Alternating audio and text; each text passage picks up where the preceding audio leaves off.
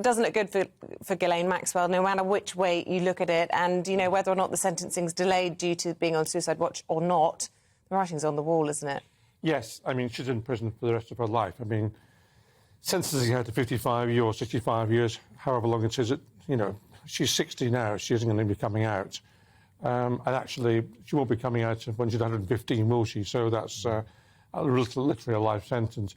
I think the interesting thing about Ghislaine Maxwell was how she was Epstein's girlfriend. That's how she was described. And also procuring girls for him.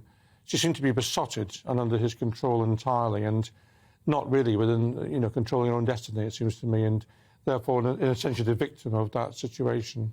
I mean, it's a common playbook, isn't it? You have this sort of male sexual predator and a woman who's an accomplice, essentially, but because she's infatuated with the man.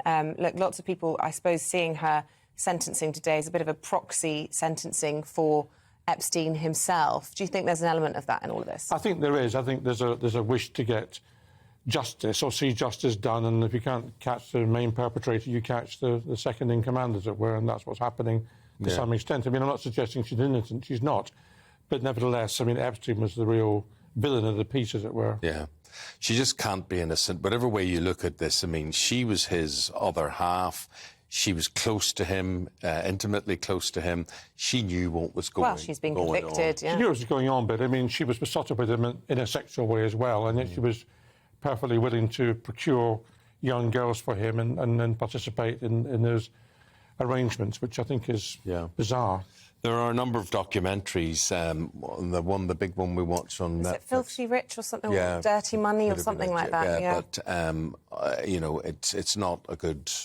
It's not a good watch. I think the interesting other thing to say is that Epstein, of course, accumulated vast sums of money. We don't know quite where they came from, but I suspect quite a lot of powerful people were not unhappy when he lost his life. Yeah. And, you know, indeed, peoples whose names have cropped up on his trips to his island and his Miami mansion and various things like that, I think, as you say, a lot of them would be very happy to keep their names out of the headlines and out of the stories. And his famous book of contacts. Yes. I think he had, I can't remember the number now, but something like 10 numbers of Prince Andrew, for example, in his book. Not just Prince Andrew, but Bill Clinton and everybody else. I mean, he seemed to have numbers for everybody. Well, there was some suggestion, wasn't there, that Ghislaine Maxwell might spill the beans to try and diminish her sentence in some way, but that hasn't happened. I think a lot of people were quite hopeful that that would happen because it would bring other people to justice. Certainly a lot of the victims would have liked that, but maybe they'd like to see a proper sentence carried out. Who knows? But if she reduces her sentence from 55 years to 30 years, it makes no difference to her, does it really? No, it doesn't. It doesn't.